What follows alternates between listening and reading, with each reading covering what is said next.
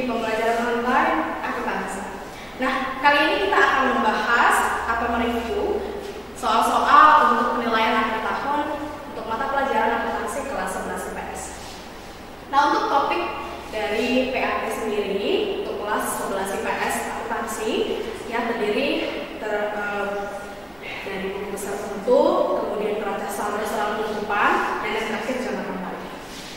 Oke, yang pertama di sini ada neraca saldo disesuaikan, artinya neraca saldo dengan penyesuaian, ya hasilnya ini neraca saldo disesuaikan. Di sini Serikat Laundry memiliki kas di debit 12 juta, kemudian utang usaha di kredit 1 juta, modal 10 juta, pendapatan jasa 3 juta, dan yang terakhir beban gaji 2 juta. Sehingga total dan neraca saldo disesuaikan adalah 14 juta. Kemudian jurnal penutup. Nah, jurnal penutup akun-akun apa saja yang ditutup, ya kita juga sudah pelajari di materi-materi sebelumnya, yaitu akun pendapatan, beban, saldo laba atau rugi, dan prime. Nah, yang pertama saya akan bahas dulu untuk jurnal penutup pendapatan jasa. Nah, di pendapatan jasa saldo normalnya adalah kredit. Berarti ketika dibuatkan jurnal penutup artinya dibalik posisinya. Pendapatan jasa debit dan ikhtisar laba rugi di kredit sebesar 3 juta. Angkanya sama ya. Kemudian yang kedua menutup beban. Nah, untuk saldo normal beban adalah di debit, maka pada saat dibuatkan jurnal penutup dibalik ikhtisar laba rugi di debit, beban gaji di kredit. Besarnya sebesar 2 juta.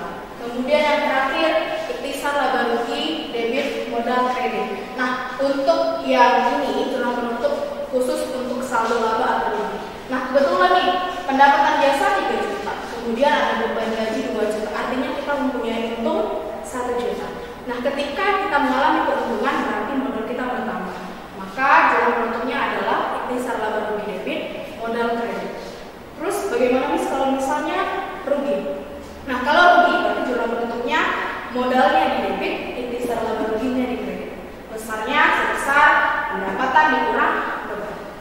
Oke, kemudian berikut pembahasan untuk buku besar penutup. Nah, di sini saya menggunakan buku besar T, ya, buku sains simple. Pertama kas. Oke, di kas ada 12 juta, ya, di neraca saldo disesuaikan, kemudian jurnal penutup nggak ada, berarti saldo kas yaitu 12 juta.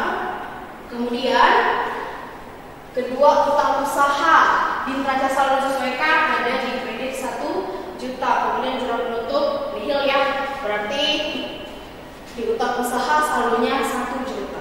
Kemudian modal untuk nomor akunnya 311, oke, untuk kas nomor akun 11 dan untuk utang 211. Nah, untuk modal, ya, di modal neraca saldo disesuaikan ada 10 juta di kredit. Berarti kita tuliskan juga di kredit 10 juta. Kemudian kita lihat ada lagi modal, ada di jurnal penutup di poin C, kita pindahkan ke sini, sama-sama di kredit ya, 1 juta. Artinya saldo modal atau saldo akhir modal yaitu sebesar 11 juta di kredit. Kita lanjutkan pendapatan jasa. Nah, yang perlu kalian ingat, ketika sudah dilakukan pemostingan jurnal penutup, artinya buku besar penutup untuk akun-akun nominal, akun pendapatan, beban, price, ya, itu akan bersaldo 0. Oke, untuk pendapatan jasa di neraca saldo disesuaikan ada di kredit 3 juta. Oke, kemudian di jurnal penutup ada lagi pendapatan jasa di debit, ya, di debit 3 juta. Artinya 3 juta dikurang 3 juta 0. Berarti saldonya di kredit 0. Kemudian beban gaji. Di beban gaji ada neraca saldo disesuaikan debit 2 juta. Oke, kemudian di jurnal penutup ada beban gaji di kredit 2 juta. Maka saldonya 0 di debit. Kemudian yang terakhir ikhtisar laba rugi. Nah, ikhtisar laba rugi ini akan muncul ketika kita membuat buku besar setelah penutupan. Artinya, ketika kita sudah membuat jurnal penutup, akan otomatis ada buku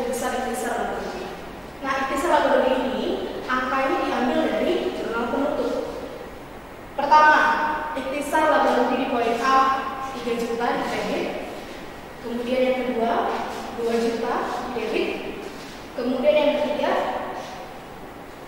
1 juta di debit. Artinya ketika 3 juta di kredit dan 3 juta di debit sama jumlahnya, 3 juta dikurang 3 juta saldonya 6. Maka untuk neraca saldo setelah penutupan kita lihat, kita posting ya dari buku besar tadi dari neraca saldo disesuaikan, jurnal penutup, kemudian kita postingkan ke buku besar bentuk T, kemudian setelah selesai buku besar, kemudian kita buatkan akan kesusunan neraca saldo setelah penutupan untuk Serikat Laundry per 31 Desember 2019. Nah, di sini ada nomor akun, nama akun, debit, kredit. Oke, kita lihat apa-apa aja akun yang masih memiliki saldo. Yang pertama kas, kemudian utang, modal, pendapatan tidak ada lagi, beban tidak ada lagi, dan sisa tidak ada lagi. Oke, sekarang kita pindahkan kas, debit 12 juta, utang usaha, kredit 1 juta, kemudian modal 11 juta, modal 11 juta di kredit. Setelah itu ditotalkan, maka total kolom debit sebesar 12 juta, kemudian kolom kredit sebesar 12 juta. Nah, ketika kalian sudah menemukan bahwa jumlah dari kolom debit dan kredit sama atau balance, berarti artinya pemestian kalian dan neraca saldo disesuaikan, jurnal penutup, kemudian akumulasi penambahan pengurangan berarti sudah benar. Oke, kita lanjutkan dengan jurnal pembeli. Nah, berikut ada 3 soal yang dibuat. Oke, yang pertama, soal yang pertama, terdapat gaji yang masih harus dibayar. Oke, berarti kita harus buatkan jurnal penyesuaiannya dulu, baru kita buatkan jurnal kembali. Ingat, jurnal kembali dibuat pada saat awal periode berikutnya. Nah, di sini jurnal penyesuaiannya adalah beban gaji debit, utang gaji kredit. Kenapa Miss jurnal penyesuaiannya harus begitu? Karena sesuai dengan transaksi yang terjadi, yaitu gaji yang masih harus dibayar. Artinya perusahaan memiliki utang gaji. Beban gaji debit, utang gaji kredit sebesar 700.000. Kemudian jurnal kembali tinggal dibalik saja, utang gaji debit, beban gaji kredit sebesar sama 700.000. Nah, untuk tanggalnya di sini di jurnal penyesuaian 21 Desember 2019, maka di jurnal kembali 1 Januari 2020. Kemudian soal yang kedua, dibayar sewa 12 juta untuk 1 tahun dan dicatat sebagai beban. Maka sewa yang dibayarkan yaitu 1 April 2019. Oke, ingat bahwa perusahaan memiliki 1 tahun, berarti ada 12 bulan. Kemudian jurnal penyesuaian untuk 31 Desember 2019. Oke, dicatat sebagai beban. Berarti artinya pada saat pembayaran 1 April 2019, berarti ada pencatatan jurnal umum beban sewa ya di debit dan kas kredit. Ya, artinya beban sewa bertambah, kasnya sudah keluar sebesar 12 juta. Nah, untuk di penyesuaian ya, logikanya saja April ke Desember belum 1 tahun. Ya, berarti belum semuanya yang 12 juta tadi sudah dianggap sebagai beban. Artinya April, Mei, Juni, Juli, Agustus, September, Oktober, November, Desember hanya 9 bulan yang menjadi beban, dan sisanya ya sebanyak 3 bulan ya yang masih menjadi sewa dibayar dengan. Maka kita lampirkan di sini sebagai jurnal penyesuaian, sewa dibayar di muka bertambah atau di debit 3 juta, kemudian beban sewanya kita kurangi 3 juta. Ya, artinya beban sewa yang 12 juta tadi yang dicatat sebagai jurnal umum kita kurangkan sebesar 3 juta. Artinya yang menjadi beban hanya 9 juta. Kemudian jurnal pembalik. Nah, karena posisinya jurnal penyesuaian memunculkan akun harta di debit, artinya bertambah, maka jurnal pembaliknya adalah beban sewa debit, sewa dibayar di muka kredit. Jadi kalau misalnya nih sewa dibayar di muka posisinya di kredit, artinya berkurang, maka jurnal pembaliknya dibalik atau bagaimana? Nah, untuk jurnal pembaliknya, ketika di jurnal penyesuaian posisi akun real atau akun harta, utang dan modal letaknya dalam posisi berkurang, berarti di sini harta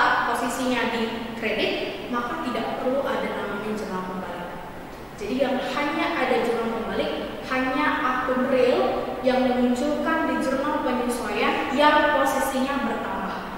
Atau kalau di harta debit, di utang kredit, di modal kredit. Kemudian tanggal 3. Tanggal 2 Oktober 2019 diterima uang pendapatan sewa sebesar 12 juta untuk 1 tahun. Berarti 1 bulannya 1 juta. Dan dicatat sebagai pendapatan. Artinya pada saat menerima uang, ya kita mencatatnya sebagai perusahaan, kita mencatatnya kas debit pendapatan jasa atau pendapatan sewa kredit. Ya, untuk jurnal umum. Kemudian pada akhir periode akuntansi tentunya perlu dibuat jurnal penyesuaian untuk menyesuaikan kondisi sesuai dengan kondisi sebenarnya. Ya, pendapatan sewa dari 2 Oktober, November, Desember. Berarti hanya 3 bulan saja yang sebenarnya sudah jadi pendapatan.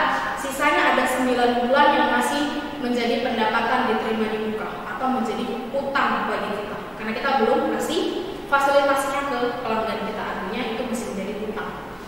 Nah, di sini kita munculkan pendapatan sewa debit 9 juta, kemudian pendapatan sewa kredit 9 juta. Artinya yang tadinya pendapatan dicatat semuanya 12 juta, kita kurangkan sebanyak 9 juta, artinya cuma 3 bulan atau 3 juta saja yang sudah menjadi pendapatan, dan 9 bulan yang jadi pendapatan sewa diterima di muka atau 9 juta.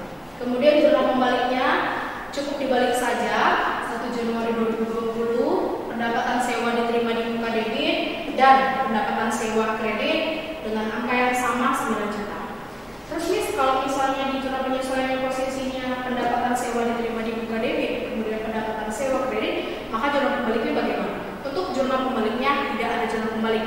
Ya, Miss ingatkan kembali, hanya akun real yang muncul di jurnal penyesuaian dalam posisi bertambah, ya, di mana harta bertambah di debit, utang bertambah di kredit, dan modal bertambah di kredit.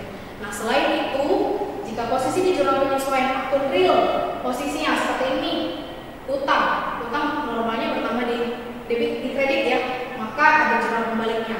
Namun jika sebaliknya, pendapatan sewa diterima di muka letaknya di debit, pendapatan sewa letaknya di kredit, ya, posisi terbalik begini, berarti artinya pendapatan sewa diterima di muka berkurang, berarti tidak perlu ada yang namanya jurnal.